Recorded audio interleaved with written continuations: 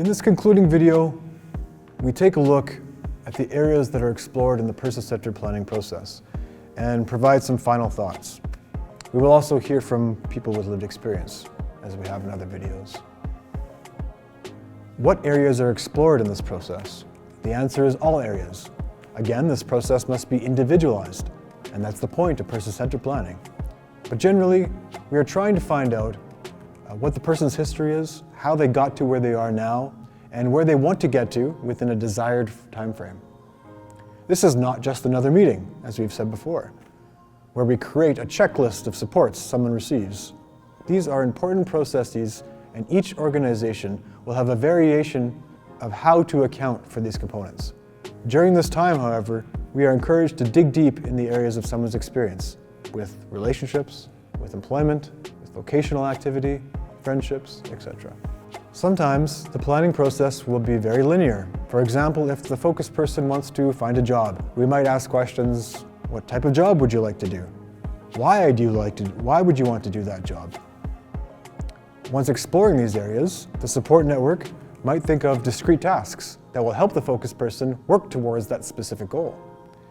For example, someone might look online for job openings, perhaps do interview training or skill development.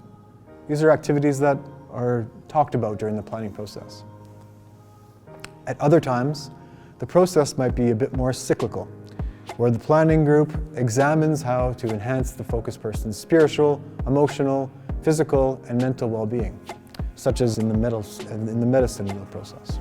The important part to remember here is that whichever areas are being explored, it should work for the focus person and should follow an appropriate and respectful format. The individual process is key to the person-centered planning process.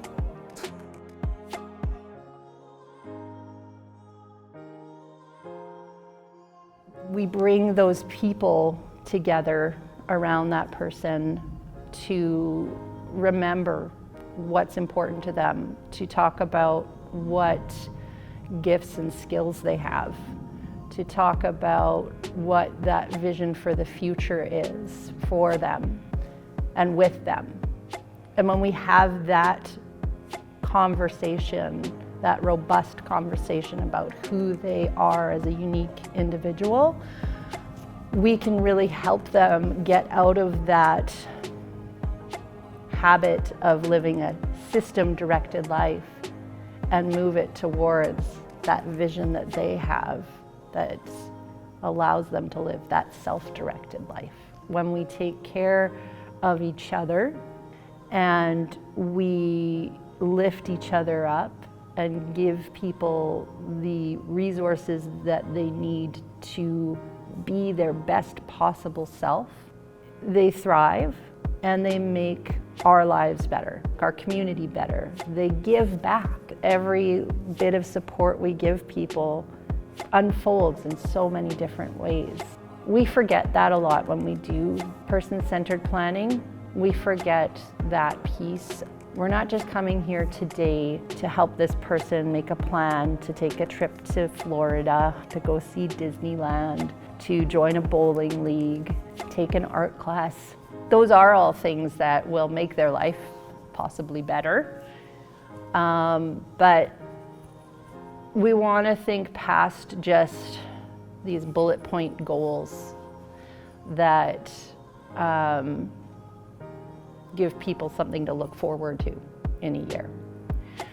I like to think past that to a place of how does that, we look forward to things because they make our lives better. And sometimes that's just because I got to take a vacation and it made me feel good. But it also is about I got an education and I was able to contribute more through my work. I joined a bowling league which introduced me to new people, which connected me to other facets that I want to grow in my life. John O'Brien talks about person-centered planning and he describes it as messy. and that's what life is, that remembering that this might not look like a completely formalized and structured process, that even what gets discussed in a planning meeting gets thrown up on there might not come true at the end, because life happens and life changes. So just understanding that this is where they are at that moment in time, and that's where they see themselves. But as that journey goes and they walk that path, that where they end up may be somewhere different when they first started that process. It's a really practical thing to do, It makes sure that everybody's on the same page. It gives the person a sense of what their future might hold. So for example, if somebody's leaving school and, there might be a need to focus on employment, and I might bring employment in because I think employment's really important. So that might show up a few times. It lets the person know, like, okay, now school is ending. This is a new area, a new phase in my life. I'm going to have to start thinking about these other things. Or if the person wants to, have a family or live with somebody, all those things are kind of stages. And I think that planning gives the person kind of a long view on their life and a sense of their future.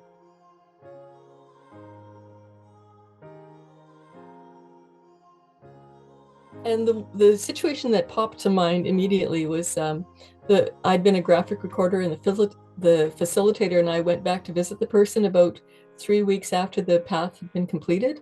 And we walked into the person's home, and she was still living with her parents, and they had the path spread out down the whole hallway, and it was taped up.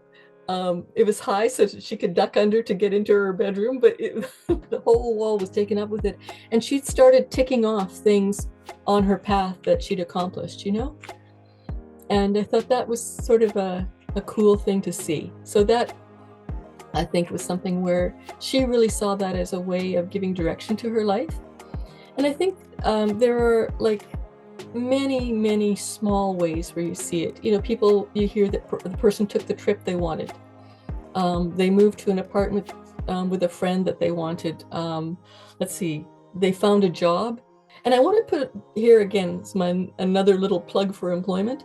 I think it's worth doing paths that focus specifically on finding employment for people who are leaving school, or for people who've been out of school for a while, just to focus specifically on their strengths and how that might relate to employment possibilities. But, people getting jobs, that kind of thing, people finding new hobbies and interests, many, many everyday ways that people's lives become more self-directed because they're doing something that everybody knows they want to do.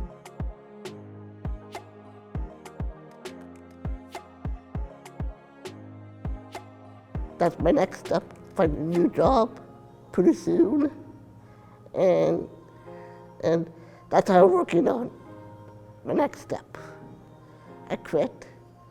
I used to help at the library once. I work at the restaurant one, at the hospital one. And I work the Department of Justice. Now, not anymore. Cool, yeah, but In 2005, I went to France and Spain with my brother. In 2012, I went on the cruise with my mom. In 2018, I went to Prague. And this year, I went to Ottawa this year. Go and be smart.